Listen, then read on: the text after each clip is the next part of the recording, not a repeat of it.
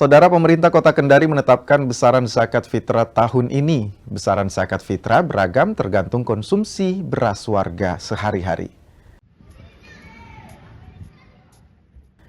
Melalui rapat panitia Hari Besar Islam atau PHBI Kendari, Pemkot Kendari menetapkan besaran zakat fitrah yang harus dibayarkan bagi warga Muslim sebelum Lebaran. Bagi warga yang mengonsumsi beras premium, nilai zakat yang harus dibayar sebesar Rp50.000 atau setara dengan 3,5 liter beras. Selanjutnya, bagi warga yang mengonsumsi beras medium, zakat yang harus dibayar sebesar Rp45.000.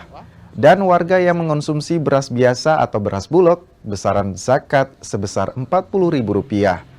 Pembayaran zakat pun bisa dilakukan di masjid-masjid untuk kemudian disalurkan pada mereka yang berhak menerimanya. Kita mengadakan rapat dalam rangka untuk mempercepat agar masyarakat bisa membayar zakat secepatnya.